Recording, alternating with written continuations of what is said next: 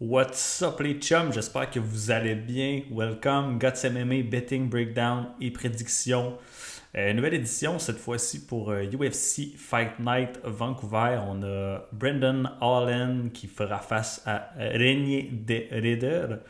Donc, grosse carte en vue, beaucoup de combattants qu'on connaît, locaux qu'on aime. Donc, fun card, des bons combats en plus, là, définitivement. Avant de débuter, si jamais vous en voulez plus, page Instagram, GutsMMA, si vous êtes encore plus all-in, vous voulez plus d'infos sur les bets spécifiques, les mises, etc., ça se passe sur le Patreon. Et je vais vous mettre dans la description de la vidéo là, des sections. Donc, s'il y a des combats qui vous intéressent plus, d'autres moins, ce sera possible de voir les time frames exacts où se diriger. Puis d'ailleurs, si vous enjoyez les breakdowns comme ça, n'hésitez pas à liker, abonnez-vous à la page ou commenter là, si vous voulez interagir. Fait que voilà, sans plus tarder, gang, on se lance pour le premier combat de la carte. Honnêtement, un combat qui m'intéresse peu, c'est plate à dire, mais c'est ça. Donc, on a Melissa Cruden qui fera son UFC début contre Tainara Lisboa. Donc, Cruden qui est canadienne, même qui reste pas trop loin, si je ne me trompe pas, de l'emplacement des combats à Vancouver. Au niveau des odds, vous voyez, là, plus 135, moins 160, mais ça a vraiment bougé. Il y a eu un line movement assez massif là, qu'on va aller voir dans un instant. Donc 34 ans pour les deux demoiselles. Un combat chez les Bantamweight. Et Cruden qui a un avantage de grandeur et de portée, pas énorme, mais tout de même là, qui peut paraître. Au niveau du pouls de la communauté, on a Lisboa qui est quand même largement favorite là, avec 70% des community picks, on va le dire comme ça. Je parlais de line movement. Là. Vous voyez, si on regarde ici, là, Cruden qui a ouverte à plus 235, donc ceux qui ont pris qui l'ont pris à ces odds-là, congrats, c'est une value assez massive. Mais là, présentement, Cruden qui est rendu une favorite à moins 125, Lisboa plus 105. Donc, bref, Melissa Cruden qui fait son UFC début, 34 ans, peut-être un petit peu sur le tard. Son dernier combat remonte à 11 mois. Paraîtrait-il qu'elle discutait même de prendre sa retraite là, des arts martiaux, etc. Mais finalement, elle a eu un late call, I guess, là, au UFC à domicile. Il y avait besoin d'une fille pour step up. Si on regarde au niveau de la compétition, mid, ok, la fiche, là, on n'a pas parlé encore, mais 6-2, pas énormément d'expérience sur le circuit professionnel. Donc, ces deux derniers combats, c'était des wins là, par finish chez LFA. Après ça, contre Cavalcanti, par contre, elle a eu une tough night là, dans ce combat-ci. On voit que le niveau de position n'est pas nécessairement le plus élevé. De l'autre côté, par contre, Tainara, qui n'a pas une fiche énorme chez en MMA professionnel, pardon, avec 7 victoires, 3 défaites, mais elle a tout de même un gros background, en guillemets, en kickboxing. Mais elle a fait face, entre autres, 2 fois à Valentina Shevchenko. Je ne sais plus si c'est kickboxing ou Muay Thai, là. On va pas tarder à le savoir. Mais bref, perdu son dernier combat contre Luana Santos, qui est relativement une bonne prospect, là. Mais reste que c'est pas un super look. Victoire au UFC contre Oliveira, contre Jessica Rose Clark, fine, mais on s'entend, c'est pas la crème de la division, là, définitivement pas. Mais vous voyez, si on descend un petit peu plus bas, là, a affronté Norma Dumont sur les circuits régionaux, pardon. 2 combats contre Valentina Shevchenko, fait que tout de même un striking assez bon niveau là, pour se rendre à ce level-là. Je dirais que ça risque d'être un combat debout pour la majeure partie. Cruden qui a un background plus de taekwondo, karaté-ish. Cruden qui est peut-être plus...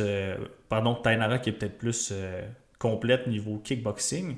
Mais une phrase que j'ai bien aimée d'un autre capper là, dans son breakdown, c'est on dirait que le striking de Tainara ça se transmet un petit peu moins bien là, au MMA que d'autres styles. Fait que même si elle a combattu à un haut niveau kickboxing, Muay Thai, on dirait qu'elle a un petit peu plus de difficulté là, à trouver son ground au niveau du MMA. J'aurais tendance à la favoriser un petit peu tout de même, juste à cause de son expérience, là, comme on disait. Là.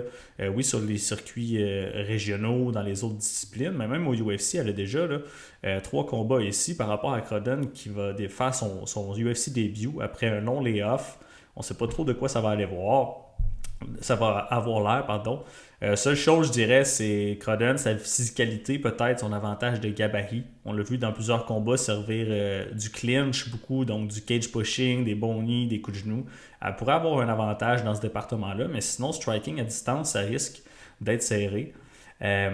Crodden, on l'a pas vu vraiment utiliser son ground game dans ses combats précédents. Mais on s'entend, Lisboa sur son dos, c'est assez awful. Là. Donc, si elle décide d'implémenter un grappling game plan, se servir de sa physicalité, elle pourrait l'emporter. Honnêtement, pour moi, c'est un dog overpass au moment qu'on se parle. Et le dog, c'est Tainara Lisboa. Fait que vite comme ça va être mon pick. Ne soyez pas surpris si je switch mon pick d'ici demain. Vous resterez à l'affût là, sur la page. Vous allez avoir les officiels. Donc, prochain combat, on a Azamat Bekoev, pardon si j'ai massacré le nom, versus Yusri Belgaroui. Donc, dans ce combat-là, on a, je dirais principalement un grappler versus striker. On parlait au combat précédent de pedigree de compétition haut niveau là, dans d'autres disciplines comme le kickboxing et le muay thai. C'est un peu le même scénario là, pour Belgaroui. On y arrive dans un instant. Si on regarde un petit peu le profil, 23 en MMA, 8-3, donc grosse différence là, au niveau de l'expérience MMA professionnelle. Bekoev, qui est un gros favori, tout de même, là, à moins 275 versus plus 225. On verra les cotes là, qui sont à jour. Sinon, on a l'âge, 29 ans, 33 ans, petite différence, mais peu... ça nous intéresse pas trop ici. Là. Chez 185 livres, gabarit, bonne différence, là, 6 pieds versus 6 pieds 5. Le Belgaroui qui est un énorme middleweight. Et la portée, très gros avantage là, pour Yusri, 79 pouces versus 72, qui est assez énorme. Si on regarde le niveau de la communauté, on voit que c'est pas mal one-way traffic. Là. Et le monde s'attend là, à un finish définitivement là, de Bekoev. Si on regarde au niveau des cotes actuelles, donc moins 300 pour Bekoev, Belgaroui plus 250. Donc on a encore une fois, à mon avis, un match-up clairement là, grappler versus striker. Belgaroui sur MMA professionnel, pas énormément d'expérience, mais s'est battu en kickboxing entre autres contre Alex Pereira à 3 reprises, même si ma mémoire est bonne. Là. On va descendre un petit peu ici. Alex Pereira, puis je crois même qu'il y a une victoire contre lui. Ouais, donc il a battu Alex Pereira en kickboxing, mais aussi il a affronté là, Israël Adesanya 2 reprises. Ici, même s'il a perdu, c'est de la grosse expérience. Bref, Yusri est un striker élite. Pardon. On s'entend, là, on n'est pas dans du kickboxing, on est dans du MMA, fait que ça change la donne définitivement. Mais debout, même si Bekoev n'est pas un tout nu, là, il n'y a vraiment pas avantage à rester là. Ça va être joué avec le feu, surtout avec son avantage de portée là, massif. Pour vous donner une idée, vous le connaissez peut-être, là, mais Belgaroui s'est battu contre Marco Tullio à Contender Series. Marco Tullio qui est un gros prospect là, dans la catégorie et qui est un excellent striker. Et pour que Marco Tullio se mette à shooter des takedowns contre vous, il faut que vous soyez un combattant élite debout, comme Belgaroui justement. Là. Fait que pour transformer Tullio en semi-grappler lutteur, ça prend un gros thread debout. Fait que ça vous donne une idée. Du côté d'Azamat, très bon. Il a fait son début au UFC contre Zachary Reese. Ça a été assez expéditif, on va dire, comme performance. Je ne suis pas super high sur Reese, mais quand même, un takedown assez tôt. Zachary Reese, par contre, est un gars très à l'aise de son dos. Il aime ça jouer de sa garde. Là, ça n'a pas pardonné. Il s'est fait knockout cold avec du gros ground and pound. Et combat suivant contre Lauder, grosse performance. Même pas eu besoin de lutter. Là. Il a juste assommé Lauder debout. Et là, knocké. Fait grosse puissance tout de même du côté de Bekoev, mais striking beaucoup moins technique là, que Belgaroui. Du côté de Belgaroui, perdu contre Marco Tullio, on en a parlé à Contender Series, est revenu, a terminé Taiga Iwasaki au 3e round. Une chance qu'il l'a fini, sinon il n'aurait probablement pas eu de contrat. Et il va faire son UFC debut. Honnêtement, je lean en termes de pick du côté de Azamat, entre autres à cause de la lutte. Je sais que Yusri Belgaroui travaille énormément sur son defensive grappling. Il s'entraîne entre autres avec Alex Pereira et Glover. Donc Alex, on sait son profil, le gros striker, bonne takedown defense, mais c'est pas Alex Pereira ici. Je crois que Azamat Bekoev, s'il commit au takedown, il va pouvoir les obtenir. Peut-être même finir là, Belgaroui au sol, mais à mon avis, ça va être le grappler qui va avoir le win dans ce combat-là. Seule chose, je dirais, au niveau du cardio, on a déjà vu Bekoev ralentir. Si ça se rend évidemment au 3e round, là, puis que Bekoev manque de gaz, il a de la misère à obtenir ses takedowns. Yusuke pourrait définitivement take over. Ou si Yusuke arrive avec une takedown defense flawless et Bekoev n'est pas capable de l'amener au sol, ça pourrait se corser vraiment pour lui dans ce match-là. Fait que bref, mon pick c'est Bekoev, mais je me garde tout de même une petite gêne là, vu le fait qu'il est aussi green là, au UFC. On pourrait avoir un upset dans ce cas-là, mais c'est pas nécessairement le underdog en quel j'ai le plus d'intérêt sur la carte. Donc mon pick est Azamat Bekoev pour la win. Combat suivant, on a Stephanie Luciano qui va affronter Ravena Oliveira. Donc Brésil versus Brésil pour ce combat-ci. Au niveau des fiches mensuration, 6-2-1 pour Luciana, 7-2-1 pour Ravena. Luciana qui est tout de même une grosse favorite, là, du moins sur Tapology. On va aller vérifier dans un instant. 25 ans versus 28 ans, fait que les deux sont relativement jeunes. 116 livres c'est important d'en prendre en note là, pour Luciana. 133 dernières pesées pour Ravena, donc celle-ci qui descend de 2 catégories de poids. Donc son dernier combat à 135 livres, on a un gros gap avec le 115. Tout de même pas énorme, là, 5 et 6 versus 5 et 5. La portée, avantage Luciano. Donc on s'entend pour 135 livres, elle était assez là, undersize. Au niveau de la communauté, 87% Luciano, 13% Oliveira, ce qui représente légèrement les odds, même un peu plus élevés.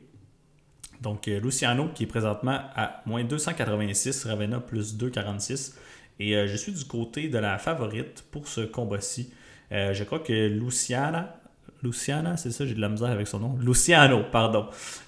Luciano, je crois qu'elle a un meilleur striking, un meilleur jiu-jitsu, une meilleure lutte, un meilleur volume, meilleure technique. À mon avis, elle est supérieure dans pratiquement tous les aspects. La seule chose justement qui m'inquiète un peu plus entre guillemets, c'est peut-être le gabarit de Ravena. Avec la coupe de poids, elle a réussi la pesée d'ailleurs. Là. Elle va peut-être avoir un avantage au niveau de la physicalité, mais sinon j'ai vraiment l'impression là, que Luciano a l'avantage partout dans ce combat-là. Sans oublier que Ravena revient d'un layoff de quasiment 2 ans, donc ça fait très longtemps qu'elle n'a pas compétitionné. Il va avoir un peu de ring rust, etc. Elle a un seul combat au UFC Level, qu'elle a perdu d'ailleurs contre Tainara Lisboa. On en a parlé, c'est dans le premier combat de la carte. Vous avez peut-être compris que je ne suis pas nécessairement high sur elle et que je n'ai pas une grande confiance là, en Lisboa. Donc du côté de Luciano, par contre, 2 combats contre Talita Alencar, et des bons combats où est-ce qu'elle a prouvé qu'elle a un bon output, du gros volume, même un knockdown là, dans son deuxième affrontement contre elle. Le premier, c'était un draw, combat nul à Contender Series. Elle a eu son rematch là, au UFC. Et son dernier fight, décision partagée contre Sam Nuge. Et honnêtement, Sam Nuge, c'est une très très bonne combattante. Là.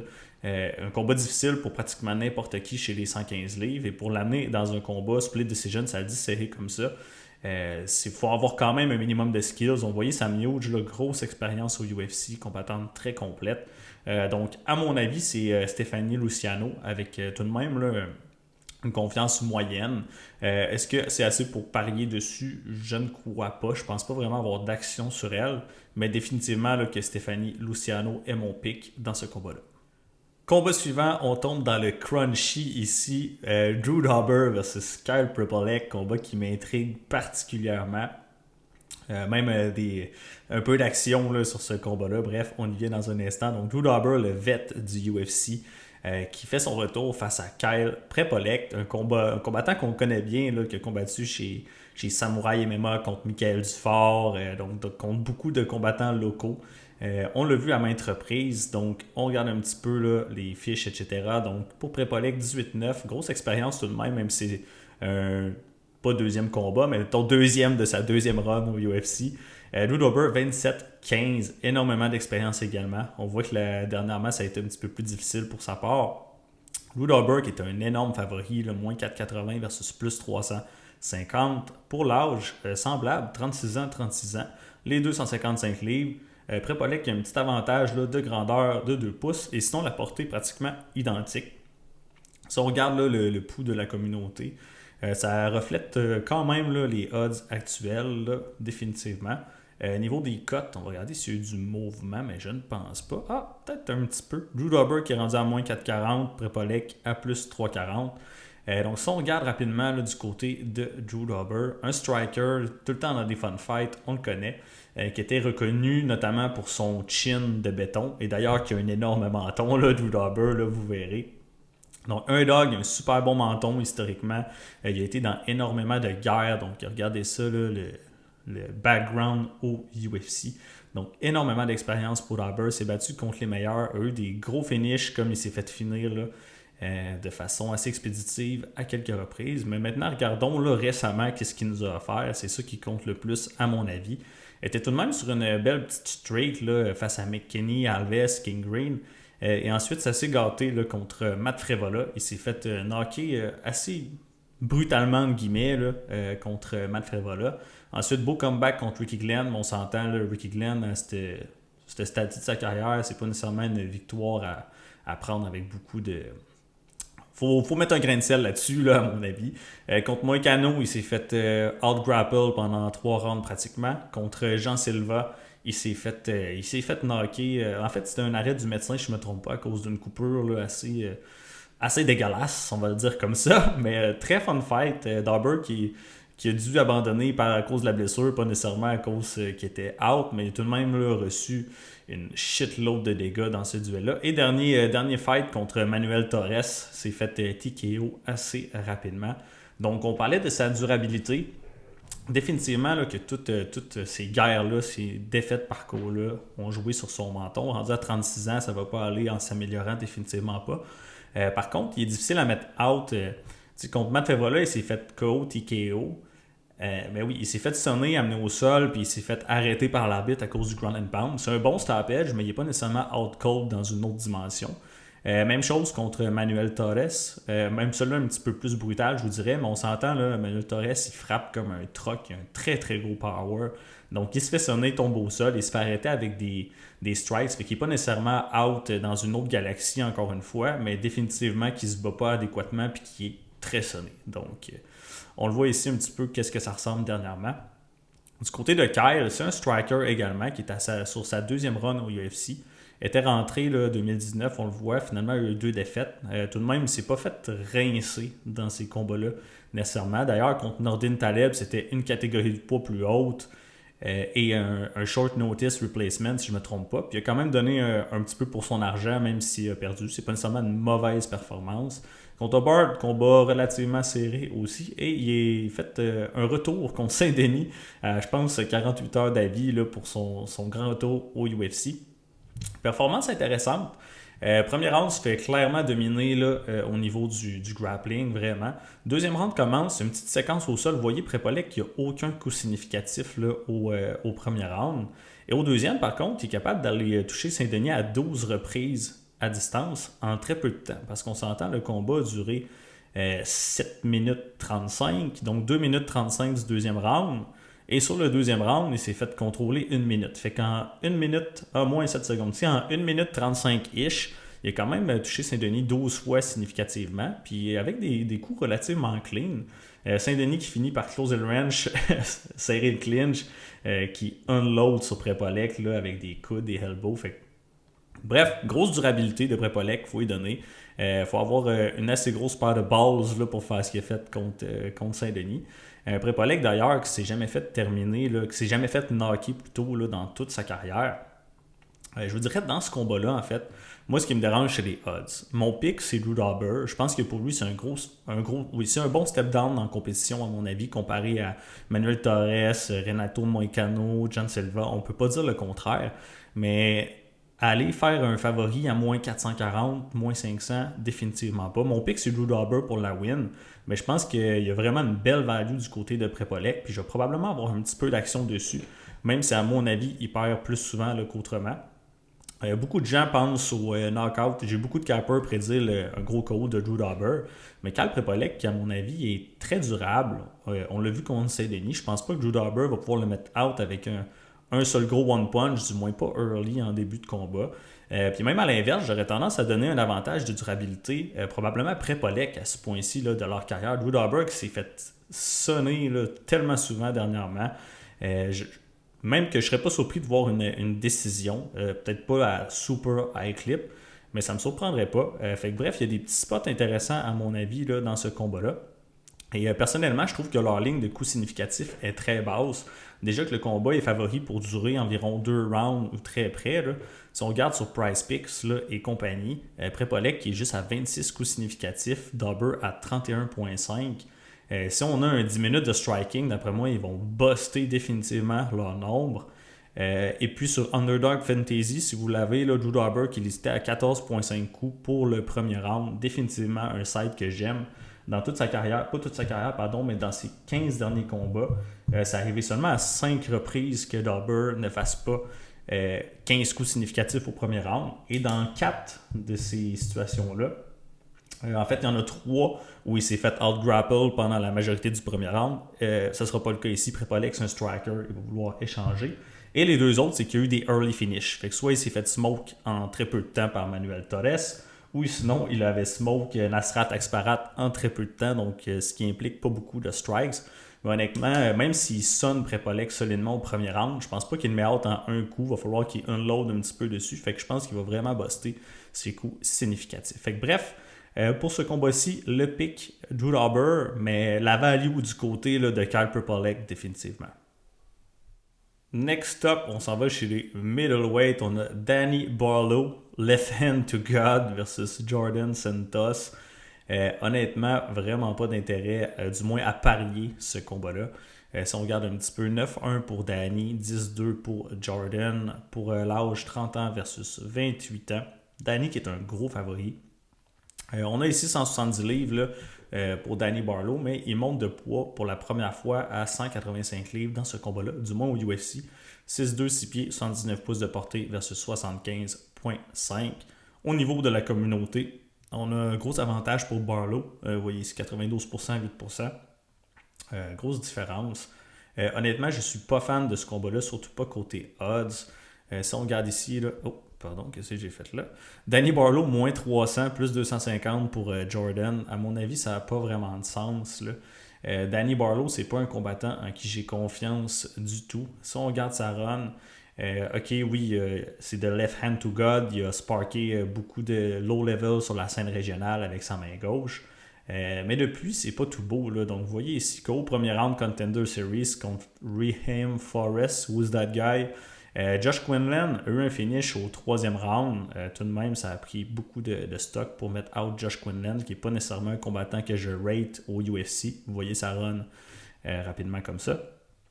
Et de l'autre côté, ensuite, super bad performance contre Nikolai Veretnikov. Nikolai, un autre combattant que je ne rate pas beaucoup au UFC. On voit encore une fois là, sa run. On avait déjà d'ailleurs parié contre lui là, à son dernier fight récemment.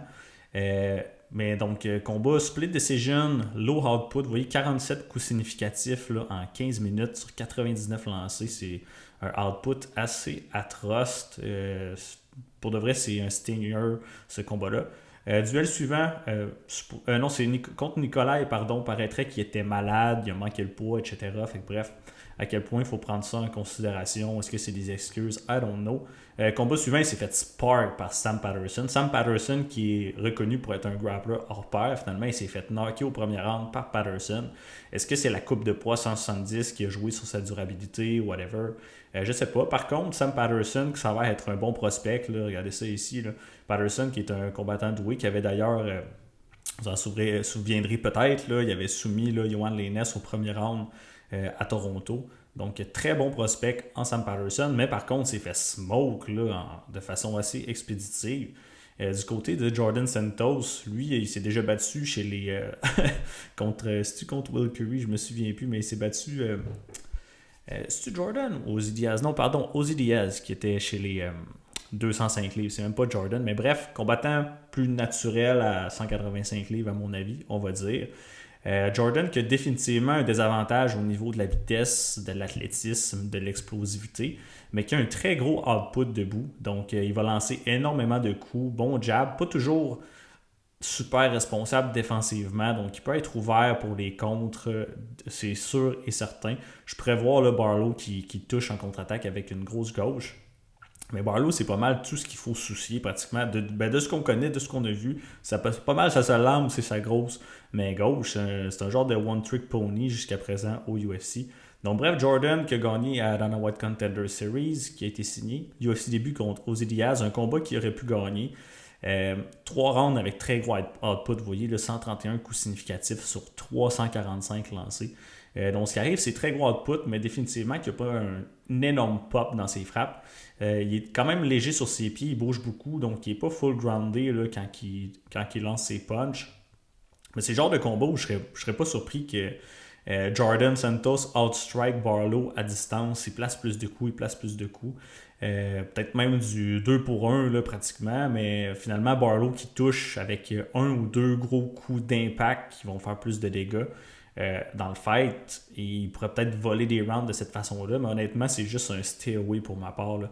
La cote fait aucun sens pour Danny Barlow qui revient d'une grosse défaite au premier round, sa première en carrière et son premier combat en plus chez les middleweight. Comment il va sortir, on n'a aucune espèce d'idée, fait qu'à moins 300 là, aucun sens pour ma part. Je vais tout de même le prendre en termes de pure pick. Je pense qu'il va probablement être capable de contrer puis de servir de la défensive un peu mid là, de Jordan. Donc il lance tellement de coups qu'il veut pas, ça crée beaucoup d'ouverture. Préflop, c'est ce que je pense, mais honnêtement, avec toutes les red flags qu'on a parlé, stay away pour ma part. Next up, on s'en va chez les flyweight, les 125 livres. On a un combat très intéressant à mon avis en Yeon-Sung Park qui va affronter Bruno Silva. Si on regarde un petit peu, là, mensuration, fiche 14-7-2 pour Bruno, 10-1 pour Yeon-Sung Park, très belle fiche, il faut lui donner. Par contre, gros favori, là, ici à moins 250 versus plus 200. 35 ans pour Bruno Silva, 29 ans pour Yeon-Sung Park. Un gros avantage de jeunesse même. 5 pieds 4 versus 5 et 7 au niveau de la grandeur, encore une fois avantage ici. Par contre, la portée est semblable. Au niveau de la communauté, là, vous voyez, là, les gens sont assez high sur Yeon-Sung Park. Mais à mon avis, on a un live dog dans ce combat-là. Est-ce que je vais le parier? Je ne sais pas encore, mais je pense qu'il y a une belle value sur ces cotes-là. Donc on voit Yeon-Sung Park à moins 2,30 présentement, plus 195. Puis l'argent commence à rentrer là, sur Bruno Silva. Là, il y avait du plus 220 plus tôt cet après-midi, donc ça a bougé quand même assez vite. Mais je crois vraiment qu'il est live dans ce combat-là. Mais définitivement que mon side préféré là, pour le duel, c'est Fight Don't Go to Decision. Donc bref, si on regarde rapidement, là, j'explique pourquoi. Lui, on a terminé. Si on regarde du côté de Yeon-Sung Park, le monde, la communauté est très hype sur lui. Et honnêtement, je ne suis pas encore vendu. Oui, il est 10-1, mais qui a affronté vraiment? Si on regarde là, au UFC level, entre guillemets, Road to UFC, Yenemias Siregar, bof, ok, on peut. Who's that guy? C'est ça qu'on va dire. Hein? Il a terminé au premier round. Ensuite, Top Noikwam, il a gagné soumission au premier round, mais il s'est fait knockdown assez solide et outstrike. Vous voyez, 22-4 les coups significatifs. Un knockdown assez tôt dans le combat. Finalement, il a réussi à renverser la vapeur, aller au sol. Yeon-Sung Park qui a un grappling assez dangereux, opportuniste. Ensuite, combat suivant, finale de Road to UFC de mémoire contre Sok Hyuk Choi. Il s'est fait knockdown encore une fois. Combat très serré, mais même jusqu'à ce que ça se termine. Évidemment, j'aurais eu tendance à aligner du côté de Young Sok Choi. Au troisième round, surprenant, Choi il domine à distance pratiquement, puis il décide d'engager le grappling. Et finalement, il se fait take the back et se fait soumettre là, au troisième round. Donc, props à lui. Combat suivant contre Shannon Ross. Shannon Ross, c'est le bottom du barrel des flyweight qu'il y a eu au UFC. Regardez un petit peu sa fiche, ça va vous donner une idée. Il y a 4 combats au UFC. Il s'est fait knocker à chaque fois en 17 secondes ici, 59 secondes. Donc, un vrai glass chin. Et ça a quand même pris presque 2 rounds complets à Yeon-Sung Park pour le sortir de là. Même compétitif debout si on regarde là, les nombres de coups significatifs. Donc, il a fini par knockdown à 2 reprises au total. Le mettre out, but si tu finis pas Shannon Ross, t'as pas d'affaire au UFC à mon avis. Combat suivant, c'est sa plus belle victoire à mon avis en termes de name value. Carlos Hernandez qui n'est pas nécessairement un mauvais striker. Yeon-Sung Park qui met de la grosse pression direct en partant dans la face de Carlos. Il réussit à le mettre inconfortable. Faire un petit peu de dégâts, il va chercher la soumission assez vite. Fait que, oui, c'est tout de même une belle performance, mais c'est pas nécessairement un top level guy. Et ici, son dernier combat contre Tatsuro Taira, là on parle d'un gros step-up en compétition. Combat qu'il faut lui donner avait pris short notice à quelques semaines d'avis de mémoire. Tatsuro Taira, pardon, qui knock down Young Park dans la première minute. Là, il donne deux grosses droites flush back-à-back. Donc, gros knockdown. Tatsuro Taira qui contrôle l'entièreté du premier round au sol pratiquement. Donc, vous voyez, là, presque 4 minutes sur 5. Deuxième round commence, Tatsuro Taira avance un takedown en quelques secondes, ramène au sol, contrôle et va chercher la soumission sans problème. Fait que c'est vraiment fait rollover. Donc ça te donne une idée un peu du profil. Mais une chose qu'il faut lui donner, c'est un excellent finisher, mais je vois des upsides aussi du côté de son menton, de sa durabilité surtout. Fait que même s'il s'est jamais fait knocker en carrière, vous voyez, il s'est fait knockdown 3 fois au UFC. Tatsuro Taira, fine, mais ici, c'est pas nécessairement des top level guy. Donc, je pense vraiment qu'il y a un menton suspect. Et de l'autre côté, là, le Brésilien Bruno Silva, on a un petit powerhouse. Donc, il y a eu un début au UFC plus difficile. No contest. David Devorak, Tagir Ulanbekov, très bon fighter. C'était un combat relativement serré. Ensuite, une belle petite streak. GP Buys, il l'a terminé. Vous voyez, 6 finishes dans ses 6 derniers combats. Les 2 derniers, c'est lui qui s'est fait finir, mais ça reste des finishes. Donc, knockout GP Buys, même chose pour Victor Rodriguez. Soumet Tyson Nam, qui n'est pas nécessairement un mauvais flyweight. Belle victoire contre Cody Durden, où il se faisait relativement, pas beat up, là, mais ça a été compétitif un moment. Finalement, clip Cody Durden solide. Et ensuite, regardez c'est qui ses 2 derniers adversaires. Oui, il s'est fait knocker au 3e round, mais par Manel Cap, qui est un excellent flyweight, probablement un des meilleurs prospects présentement. Et au 3e, même s'il s'est fait knocker, on parle d'une durabilité tout de même pas si mal. Là. Il a encaissé 111 coups avant de se faire mettre out et s'est rendu début 3e round. Et même chose contre Joshua Van, donc 125 à 76. Joshua Van qui se bat bientôt pour la ceinture, qui est un combattant incroyable. Oui, il s'est fait beat up, mais a encaissé tout de même là, un bon beating. Fait que dans un sens, oui, on voit qu'il y a une certaine durabilité. Mais avec ce type de beating-là, ça peut changer définitivement une carrière. Donc, je pense pas que ça va aller en s'améliorant niveau durabilité. Et du côté de Bruno, il faut lui donner, c'est un combattant complet. Il a un bon striking, assez technique. Peut-être un petit peu moins posé, calme que Young Park, mais il peut faire mal. Il a définitivement la puissance dans ses mains pour knockdown Young Park, vu son historique. Bruno Silva qui a une bonne lutte, qui a un bon jiu-jitsu. Fait que bref, je pense qu'il est définitivement live pour gagner ce combat-là, mais mon plus gros lean, c'est fight don't go to decision. Je pense qu'il y a un des deux qui va se faire spark. Bruno Silva, je serais surpris de le voir se faire soumettre. Mais un knockout, ça pourrait être sur la table. Puis à l'inverse, Young Park, je pourrais le voir se faire crack définitivement. Peut-être un club and sub, pardon, whatever, mais j'ai aucune confiance en la durabilité des deux. Et les deux, c'est des très bons finishers. Donc pour moi, ça crie là, au finish d'un bord comme de l'autre.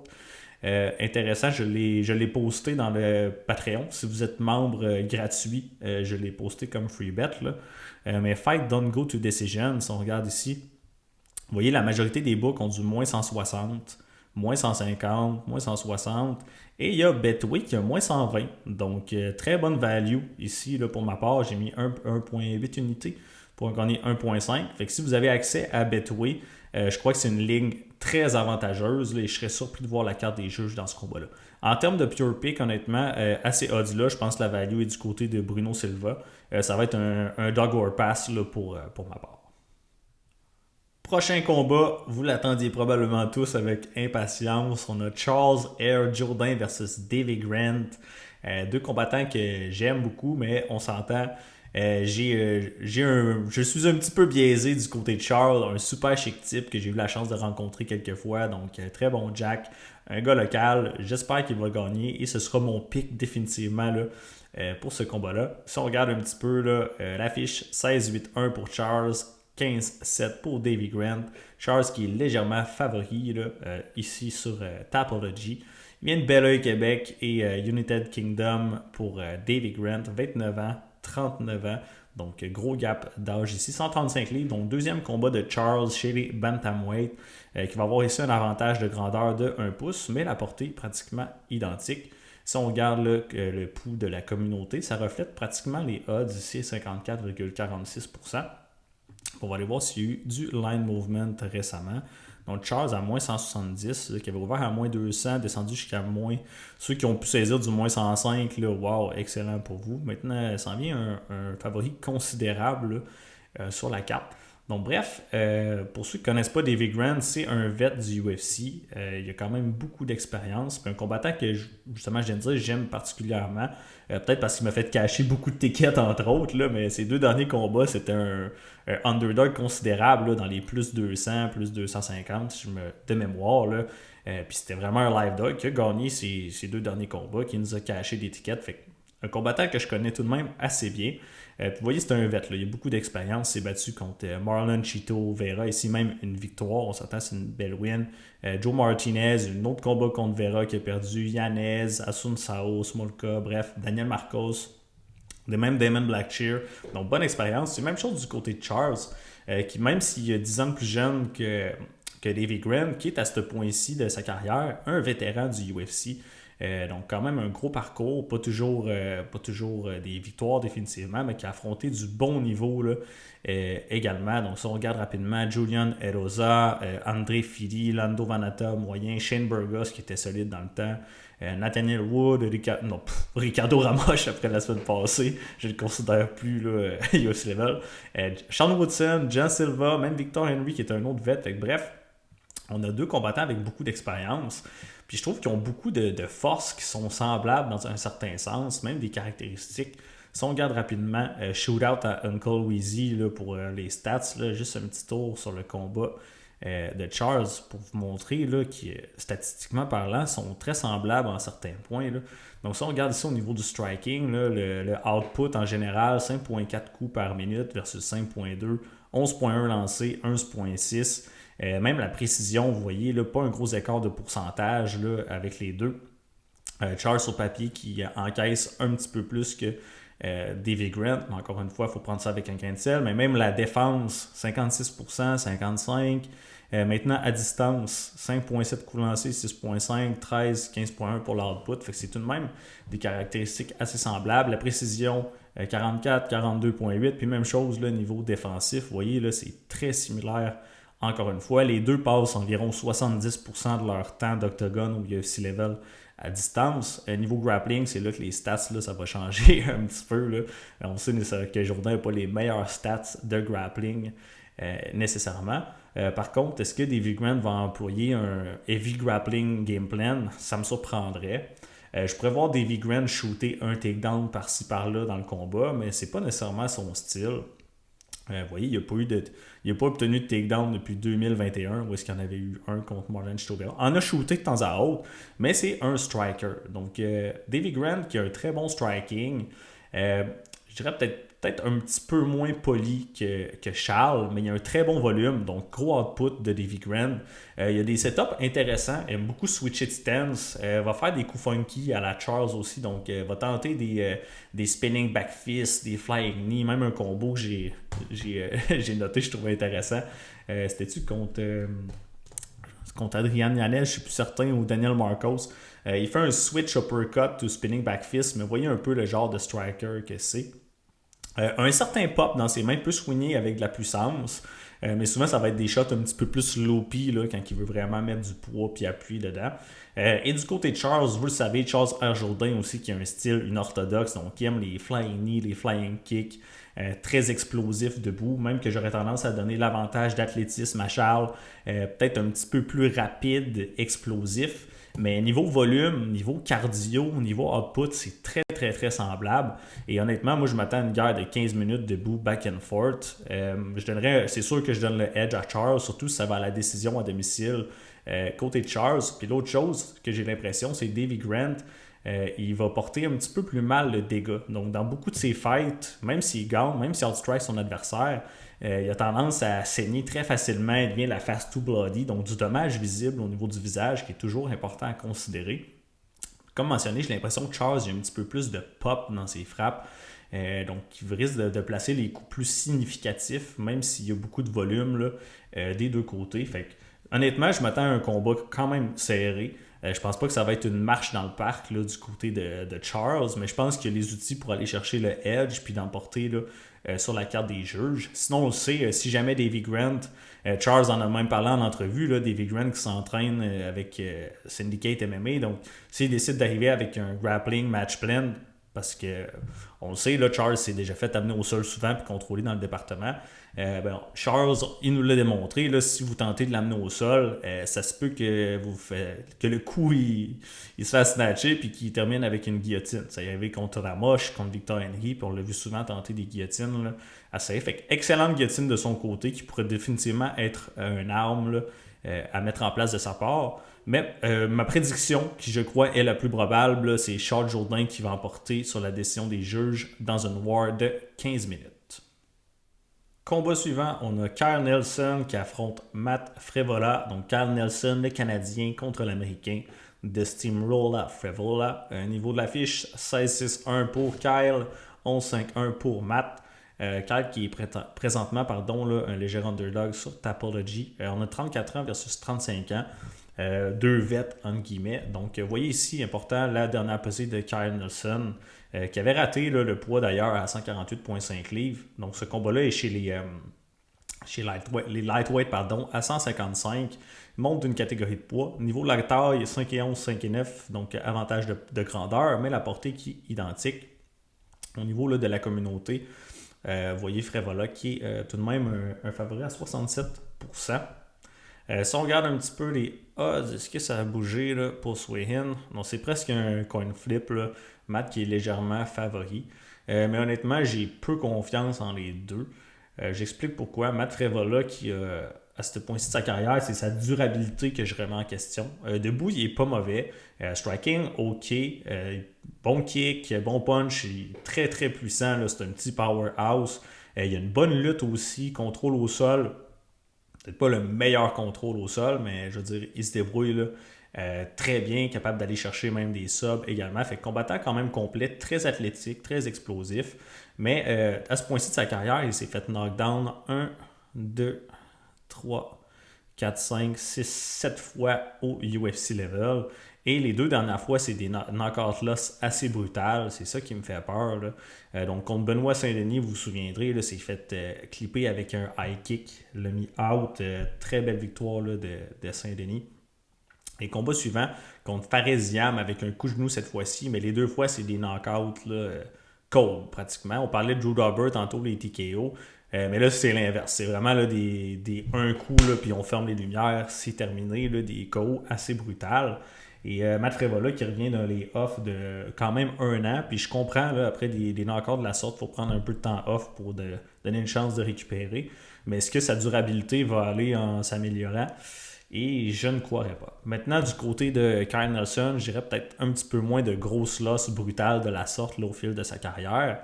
Mais revient aussi là, d'une défaite assez brutale. Puis Kyle Nelson qui était sur une belle petite streak de 3 wins. Mais finalement, a pogné son homme là, en Steve Garcia, qui est un excellent prospect dans la division. J'adore ce combattant-là. Un très bon finisher, mais il s'est fait brutaliser. Honnêtement, ça s'est ramassé au sol. Steve Garcia qui l'a terminé avec des violents coups de coude. Là. Donc, encore une fois, gros lay-off aussi là, pour Kyle Nelson. Mais ce que ça prend pour permettre au corps là, de guérir. Mais j'ai l'impression qu'à ce point-ci de leur carrière, Kyle Nelson a tout de même un avantage de durabilité. Kong fort, il est prêt à échanger dans le pocket également. Je pense qu'on va avoir probablement des échanges assez explosifs. Mais je ne serais pas surpris de voir Matt Frevola arriver là avec un game plan un petit peu plus de wrestling. Donc, pusher un petit peu plus en close range, essayer d'amener le combat au sol pour justement éviter là, de subir du gros dégât comme les combats précédents. Et d'ailleurs, on l'a vu, là, Steve Garcia qui a réussi à aller au sol, prendre des positions dominantes. Même si au début, c'était Garcia qui était en mauvaise posture. Aussitôt qu'il a renversé la vapeur, il a réussi à unload le ground and pound et terminer Kyle. Donc, je ne serais pas surpris de voir Matt essayer d'obtenir des takedowns et de gagner de la sorte, que ce soit avec du ground and pound ou une soumission. Mais encore une fois, je ne fais pas confiance au niveau durabilité. Fait que pour moi, honnêtement, ce serait un cas de dogger pass, je dirais. Mais peu d'intérêt vers le money line. Fight don't go to decision, c'est définitivement un side intéressant. Donc présentement, Kyle Nelson à moins 102, ça va être mon pick, mais surprenez-vous pas si ça flippe là, d'ici demain. Donc, combat suivant, on a Cody Gibson qui va affronter Auri Shileng. Désolé, j'ai toujours du mal avec son nom. Un combat, j'ai parlé avec Max plus tôt cette semaine. On se demandait qu'est-ce que ça fait sur la main card et je suis encore là, de cet avis. Si on regarde rapidement, 21-11 pour Cody, Et 25-12 pour, on va l'appeler The Mongolian Murderer, c'est plus simple là, pour moi. Si on regarde les odds, presque un pick-em, là, pratiquement égal. 38 ans pour Cody, 32 pour le Mongolian Murderer. 135 livres là, pour les deux. Cody qui a un avantage là, de taille de 3 pouces et léger avantage de portée, mais pas énorme. Très partagé au niveau de la communauté, là, 57 versus 43%. Niveau des odds, voyons voir s'il y a eu un mouvement, mais je ne crois pas que ça a bougé énormément. Oh, ben oui, ça a bougé beaucoup en fait. Là. Cody Gibson qui est rendu dans les moins 172. À Pick and Price, je trouvais ça intéressant, là, mais dans les coins de moins 160, ici, ouais, moins 125, ça avait de l'allure. Ça a bougé pas mal, mais bref, si on regarde là, leur profil, on a Cody Gibson ici. Tout de même une bonne expérience au UFC, mais pas une super run, là, donc 3-6 au UFC level. Aïe aïe aïe, ça fait mal. Ses 6 premiers fights, il en a gagné un seul. Oui, des adversaires qui sont tout de même bien. Un début contre Aljamain Sterling, c'est pas facile pour personne. Mais ici, on a Douglas Silva de Andrade, on a Brad Katona, Miles John, qui ne sont pas nécessairement des tout nus, on va dire comme ça. Ensuite, 2 victoires, pas nécessairement contre des high-tier opposition, à mon avis. Dernier combat contre Damon Blackshear, s'est fait soumettre au deuxième. Mais honnêtement, premier round, je lui donne, là, il met Damon Blackshear dans toutes sortes de troubles. Il le bombarde debout, il le blesse au corps. Donc, si vous voulez voir exactement, allez jeter un œil, mais Cody Gibson qui en donne pour son argent au premier round. Finalement, deuxième round, Blackshear, il prend le contrôle, là, surtout avec le grappling. 3 sub-adem, il va finalement trouver le Kimura. Donc Cody Gibson qui n'a pas nécessairement... qui a un striking correct, une boxe intéressante, je dirais, qui est fonctionnelle, mais pas un striker élite définitivement. Mais il a une bonne capacité à mixer les takedowns là, dans son style avec ses combinaisons. C'est pas mal une des faiblesses de de Mongolian Murderer, pardon. Si on regarde un petit peu là, son parcours, dernier fight, justement, c'est fait out-grapple, donc Raul Rosa Jr. qui a emporté la décision. Debout, c'est tout de même relativement serré. C'est pas mal sur la base du contrôle puis des takedowns que Rosas Jr. a eu un edge. No contest contre Daniel Marcos, il se faisait piece up debout. Je pense qu'il y a eu un high poke puis finalement il a décidé de quit. Il était plus capable, mais il en voulait plus. Il voulait plus du smoke, j'ai l'impression. Victoire contre Johnny Munoz. Los Ayman Zabi qui l'a knocké avec un gros overhand. Donc le chin, peut-être un petit peu questionnable là, du côté du Mongol. Victoire J. Perrin, ici aussi. Après ça, Cody Durden qui l'a out-grapple, 5 takedowns. Bref, combat, si c'est serré, je crois que si c'est serré, si c'est debout, je crois que ça va être un combat relativement serré. J'aurais tendance à donner l'avantage de puissance, peut-être de variété de striking là, au Mongol. Mais par contre, là, au niveau du wrestling, du jiu, même la durabilité, j'aurais tendance à aligner du côté là, de Gibson. Le Mongol qui a peut-être un volume un petit peu plus élevé debout, un petit peu plus, ok, pas énormément, mais il y a pas nécessairement, il y a plus de précision, sa défensive un peu plus poreuse. Bref, comme je dis, debout, là, les deux ils ont des forces, ils ont des faiblesses contraires à l'autre, mais c'est vraiment, je crois, au niveau du grappling qu'ils vont se démarquer. Honnêtement, à moins 172, je trouve ça un petit peu moins intéressant. Mais Cody Gibson va rester mon pick. Je crois qu'il va être capable là, d'aller chercher la win.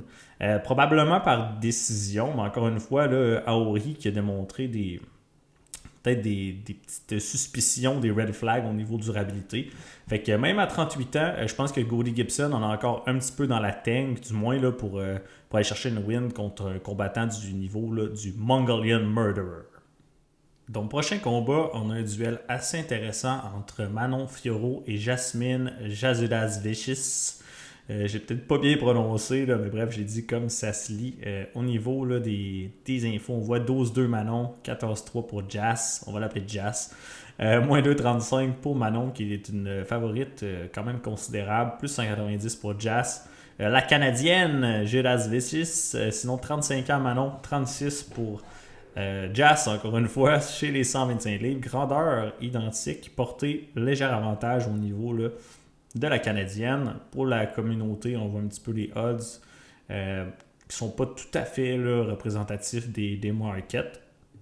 D'ailleurs, on va regarder encore une fois si ça a bougé. Donc, Manon, moins 227 sur BetOnline. Donc, il y a eu des petites oscillations, mais rien de trop considérable. Deux combattantes qui ont des forces très contraires, à mon avis.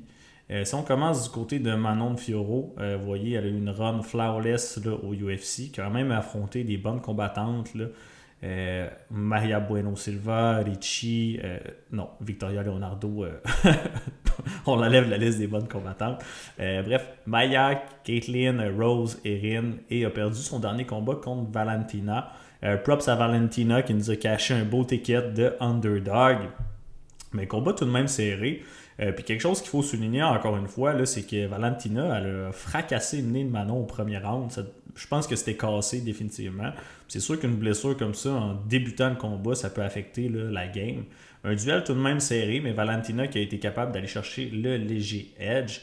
Donc Manon qui est principalement une combattante qui va rester debout.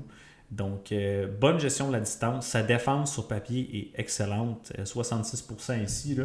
Mais si on regarde la distance, je l'ai dessus. C'est la même chose, c'est 68, 69. Bref, très semblable.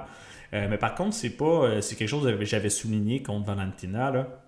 Sa défensive est très bonne, mais c'est parce qu'elle sort de la portée majoritairement quand les attaques arrivent. Sa défensive pure de bloc est très mid. Même qu'elle a souvent des mauvais réflexes. Là, elle va détourner le regard, elle va avoir des cligner des yeux, whatever. Là, elle va mal réagir quand elle se fait toucher de proche. Donc c'est vraiment sa distance au mouvement qui est sa défensive principale. Du côté de Jasmine, on la connaît, là, debout c'est fonctionnel, on va se le dire, mais c'est vraiment au sol qu'elle chaîne. Elle a un excellent contrôle, c'est capable d'aller on top puis starter sa game. Là. Elle est redoutable. Donc au UFC, tu as aussi une belle run. Elle a 2 défaites. Celle-là à laquelle on va revenir rapidement. Là. Mais tout de même affronter des bonnes combattantes. Vous voyez, elle a été signée après avoir battu Yulia Polastri. Polastri qui nous a caché des gros tickets là, la semaine passée. Là, donc qui n'est pas une mauvaise combattante.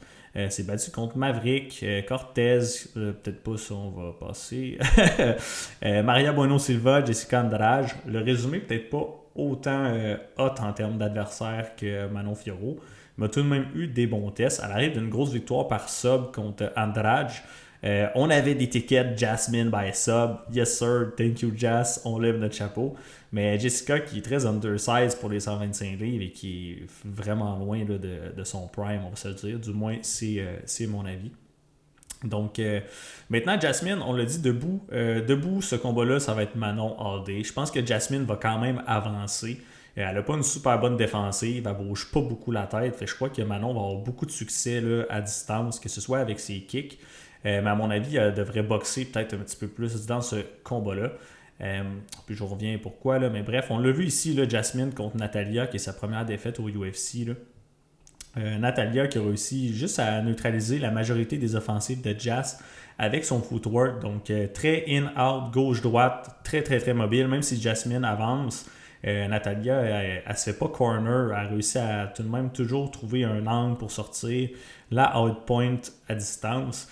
Puis ce qui m'a aussi étonné, là, c'est il y a quelques fois que ça s'est ramassé dans le clinch, au corps à corps, et c'est Natalia qui a réussi à aller chercher là, des gros takedowns. Donc j'ai été très très surpris. Là. Natalia Silva qui est une combattante athlétique, mais je crois pas qu'elle a la même physicalité là, que Manon Fiorot. Définitivement pas. Puis c'est rendu là, c'est le point clé à mon avis dans ce combat-là. Même si le fight se ramasse dans le close range, dans le clinch, je ne crois pas que ça va être facile pour Jas d'avoir des takedowns. Manon Fiorot a une takedown defense élite. On parle de 87%. Puis c'est pas que les combattantes n'ont pas essayé de l'amener au sol. Valentina en a eu 2 là, sur 9, donc défendu la majorité des tentatives. Puis il y en a qui étaient solides. Là, on parle de body lock qui sont vraiment bien barrés, réussi à s'en sortir, bon équilibre et bon get-up game. Il y a le premier takedown par contre, qui n'est pas un takedown traditionnel, c'est Valentina qui attrape un kitsch. Valentina qui attrape un kick de Manon Fiorot et qui réussit à la takedown à partir de là, et pas près de la cage, vraiment au centre de l'octogone. Puis Valentina qui est capable de garder le top game jusqu'à la fin du round. Puis la deuxième fois, je crois que c'était plus près de la cage, puis Manon Fiorot, elle tombe au sol, elle se relève directement. Fait que bref, si Jasmine réussit à avoir un takedown justement au centre de l'octogone puis établir son top game, je crois pas que Manon va se relever facilement. Mais c'est plus facile à dire qu'à faire. Je pense que ça va être même très très difficile. Donc c'est pour ça que je disais tantôt que Manon, elle aurait probablement plus avantage à boxer dans ce duel-là, à travailler un petit peu plus avec les mains. Elle a l'avantage de vitesse, elle a l'avantage de power, elle a l'avantage de mobilité. Pas nécessairement un power de fou, mais plus que Jasmine debout, à mon avis. L'avantage de physicalité, Jasmine, oui, qui est très forte, mais je crois pas qu'elle est aussi athlétique là, que Manon. Puis maintenant, l'autre chose, c'est que je pense pas que Jasmine, justement, a le firepower pour se faire respecter debout là, par Fiorot. Peut-être que je me trompe, même que j'espère. En vrai, j'aimerais que Jasmine gagne, mais mon pic, c'est Manon Fiorot. Je crois que c'est pas un bon style d'adversaire pour Jasmine. Mais on l'a vu contre Valentina au début, Manon elle marche, elle la respecte pas trop, puis finalement, bang, elle se fait pincer solide avec un gros compte. C'est là qu'on dirait qu'après 2 minutes, elle dit OK, we gotta fight here. Mais là, j'ai pas l'impression que Jasmine va avoir le firepower pour créer le même effet, puis sortir Manon là, de sa game, ou du moins la rendre mal à l'aise. Fait que bref, mon pick, c'est Manon Fiorot. Je crois qu'elle va neutraliser la majorité des takedowns attempts de Jasmine, qu'elle va la outpoint à distance et que ça va être une décision de son côté. Fait que voilà mon ligne là, pour ce combat-là. Prochain combat, un autre qui est très intéressant entre Ayman Zahabi versus Marlon Chito Vera. Donc Zahabi qui a un gros test là, devant lui, mais je crois vraiment qu'il a tout pour l'emporter. On fait un petit check-up rapide, là, comme à l'habitude. 23-10-1 pour Chito, 13-2 pour Ayman. Ayman qui est un léger favori. Pour l'âge 32, 37 ans pour Ayman, bientôt même 38. Sinon, pour la grandeur, on a 5 et 8 les deux. Léger avantage de portée là, pour Chito. Si on regarde rapidement là, les odds, est-ce qu'il y a eu un line movement? Ayman qui est dans les coins de moins 135, ce qui fait du sens là, à mon avis. Maintenant, si on regarde un petit peu là, qu'est-ce qu'ils nous ont donné dernièrement, leur style, Marlon qui revient d'un lay-off de quelques mois, si je ne me trompe pas, 14 mois d'arrêt depuis son dernier combat. Puis honnêtement, lately, Marlon Vera, qu'est-ce qu'il nous a donné, c'est plus ou moins intéressant. Okay? Donc, a perdu contre Davison Figueiredo, qui était un très bon champion chez les 125 livres, mais pas nécessairement le crème de la crème chez les 135. Perdu, décision, un combat qui je l'avais piqué puis finalement ça n'a pas bien été. Puis aussi à noter que c'est la première fois dans sa carrière au UFC level que Marlon Vera se faisait knockdown, donc toujours un léger red flag, mais je comprends avec tout le millage, toute son expérience, à un moment donné, la durabilité. Oui, Marlon est extrêmement durable, mais ça va finir par le rattraper, là, j'ai l'impression. Après ça, c'est fait smoke contre Sean O'Malley. Je me souviendrai toujours du coup de genou là, qui a sonné comme un coup de batte de baseball, là, donc assez violent. A gagné décision contre Pedro Munoz, fine. Finalement, c'est fait battre par Corey Sandhagen. Et sinon, dans ses autres duels, souvent, ce qui arrive, c'est qu'il perd les minutes. Il se fait outstrike, il se fait outpoint, whatever, même au sol, mais finit par sortir un lapin de son chapeau. Puis il trouve un gros highlight reel knockout. Fait que c'est pas mal tout ça, ses dernières victoires, pratiquement. Là. Donc, vous voyez, contre Rob Font, là, c'est fait outstrike 271 à 159, mais il est allé chercher des coups, des plus d'impact, obtenu des knockdowns. Si je ne me trompe pas, contre Edgar, c'était ça aussi, c'était serré. Edgar qui mixe des takedowns, mais finalement, Marlon Vera qui réussit à aller chercher un gros knockout là, avec un kick là, sur Frankie Edgar. Fait que lately, qu'est-ce qu'il nous a donné? Plus ou moins. Puis du côté de Zahabi, ben, si on regarde un petit peu son résumé, tout de même une belle expérience au UFC, encore une fois. Mais si on regarde récemment, belle streak là, de 6 wins d'affilée. Dernier combat mémorable contre José Aldo. Il nous a fait cacher un cycle parlay d'étiquette Ayman Zahabi. Décision. Combat épique. Je vous recommande d'aller le voir. Le 3e round est incroyable de ce combat-là. Fait que bref, belle petite run pour Zahabi. Puis maintenant, comment ça va clash, j'ai l'impression. Marlon Vera, qui est un slow starter, définitivement on le connaît pour ça, il drop presque toujours les premiers rounds. Je sais qu'il dit qu'il a fait des changements dans son training, whatever, mais je ne vais pas croire qu'il va commencer plus vite tant que je ne vais pas le voir. Donc je crois que le premier round, Ayman va être capable d'edger facilement sur un slow starter comme Marlon Vera. Maintenant, même 2e, 3e, je crois que Ayman Zahabi va arriver là avec un solide game plan. Je crois qu'il va jouer un petit peu plus à l'extérieur.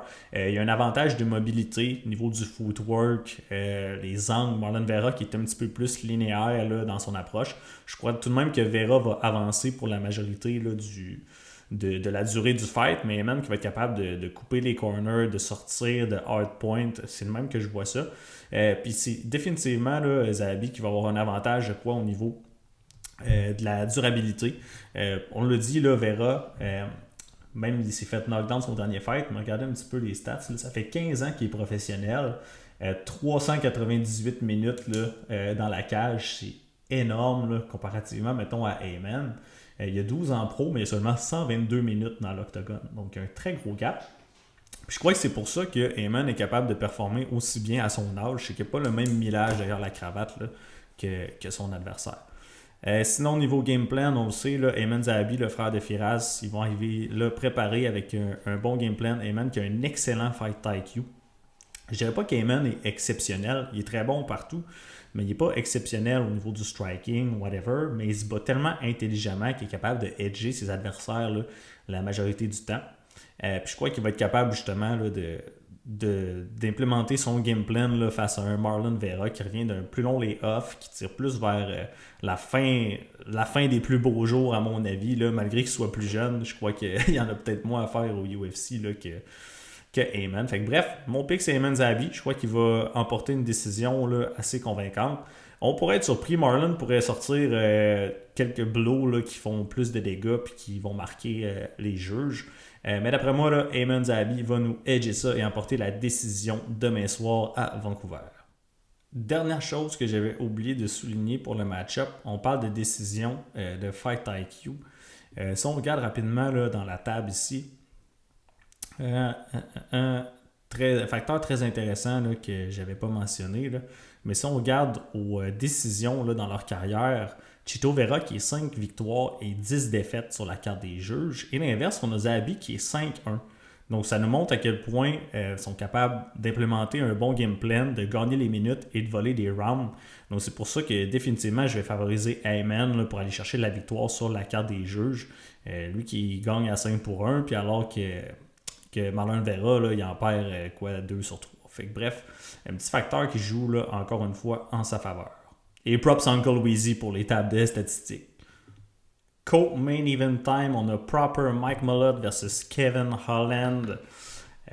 Si on regarde un petit peu les fiches, 12-2-1 Malott, 28-14 pour Holland. Malott qui est un léger favori et je comprends pourquoi. 32 ans, 33 ans, les deux le poids identique. Kevin Holland qui reste chez les 170 livres. 6 pieds 3 versus 6 pieds 1. Gros avantage de portée pour Holland là, à 81 pouces. Si on regarde un petit peu ici, là, assez partagé. Même Holland qui est favori légèrement là, par la communauté. Au niveau des odds, c'est un coin flip ici. Si on regarde là, dans ce combat-là, un facteur qui est très important à mon avis. On a parlé dans des duels là, tout à l'heure, là, mais qu'est-ce qu'ils nous ont offert dernièrement? Du côté de Malott, il était sur un parcours assez flawless au UFC jusqu'à ce qu'il arrive ici. Un combat contre Neil Manny, j'étais là d'ailleurs live, ça a été brutal. Je crois que ça a gâché ma soirée de Paris qui a terminé dans le négatif. Là.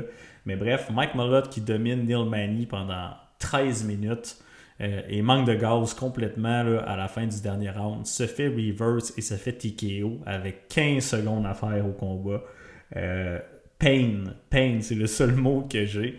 Il a fait son retour contre Evan Guy. C'est pas la performance la plus impressionnante, mais je comprends qu'il voulait peut-être jouer un petit peu plus safe là, après une performance de la sorte. Et c'est prouvé aussi qu'il pouvait faire un 15 minutes là, qu'il n'allait pas gaz out. Et puis son dernier fight, honnêtement, c'est probablement une des fois qu'on l'a vu carrière best. Là. Très très belle performance, il look sharp, les mains, les combos, même la fluidité, tout était beau dans ce combat-là. Il met Charles Radke knockout au deuxième round, là, à Montréal d'ailleurs, fait que très très grosse performance lors de son dernier combat. Mike Malott qui est un fighter complet, on voit ici qu'il y a beaucoup, il est capable d'avoir des soumissions, mais Malott qui est un très très bon striker, il était coach, je ne me trompe pas, à ATT pendant un certain temps. Donc, ce combat intelligemment debout, beau setup, beau compte, belle précision, de la puissance dans les mains. Combattant très complet, à mon avis. Et du côté de Holland, ce qui arrive, c'est on ne sait jamais quel Kevin Holland qui va se présenter. Très inconstant comme fighter. Fight IQ très questionnable. Et dernièrement, pour vrai, on a parlé de Mike Malott qui a vraiment très bien looké à son dernier combat. De l'autre côté, on a Kevin Holland, ça a été probablement une de ses performances les plus atroces à son dernier fight contre Daniel Rodriguez. Un autre combat qui nous a coûté beaucoup de sous. Kevin Holland qui était, je crois, le plus gros favori de la carte. C'est un des plus gros upsets de l'année probablement, là, ce duel-là ici.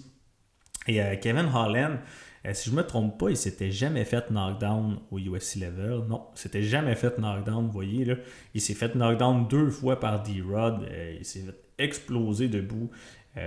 Fight IQ atroce, comme je l'ai dit. Dernier round, il réussit à remonter. Il knockdown Daniel Rodriguez qui est épuisé. Il est en train de le piece-up debout, puis il décide d'essayer des flying knee, les coups les plus énergivores possibles.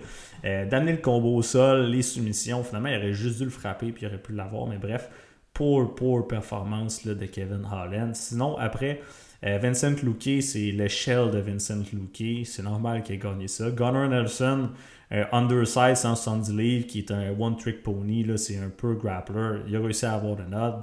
Sinon, c'est fait exploser par The Raider qui est en finale. Même chose par Toulid, mais si je ne me trompe pas, c'était une blessure. Reste que c'était pas une super belle performance. Contre Mikhail Olejniczak, il s'est fait pincer solide debout. Si je ne me trompe pas, il s'effondre au sol à cause qu'il a mal au corps. Finalement, Mikhail jump dans la garde et se fait soumettre. Donc, pas nécessairement le meilleur look. Pareil, il s'est fait outstrike par Page. Contre Jack de la Maddalena, je dirais que c'est sa dernière performance qui est impressionnante. Même s'il a perdu, ça a été un très bon combat de sa part contre le champion actuel.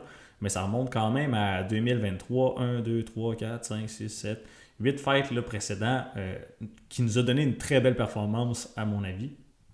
Et ce qui arrive justement avec Holland, c'est qu'il est très très actif. Puis je pense pas que c'est nécessairement bon pour lui, là, rendu à ce point-ci de sa carrière. Je crois pas qu'il se bat nécessairement pour les bonnes raisons. Il veut un payday, qu'il gagne ou qu'il perde.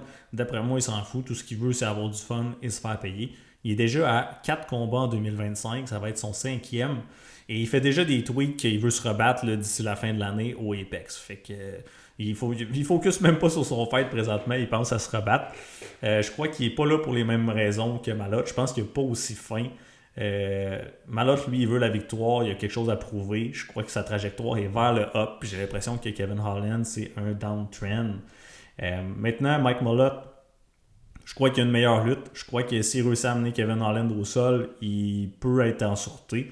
Kevin Holland qui a un jiu-jitsu dangereux, mais je crois que Mike Malotte a les skills pour éviter de se faire soumettre. Debout, Kevin Holland, oui, qui a du pop dans les mains qui est dangereux, mais je pense que Mike Malotte est plus technique, meilleur défensif et plus crisp. Et souvent, Kevin Holland, il va swinger, il va rentrer dans le red zone, puis il n'y a pas une défensive très responsable. Fait que je ne serais pas surpris de voir Holland se faire clipper par des gros shots. Fait que mon lean, c'est définitivement Mike Malotte dans ce combat-là. Même s'il a moins d'expérience que Kevin Holland. Puis à moins 110, honnêtement, je n'haïs pas ça.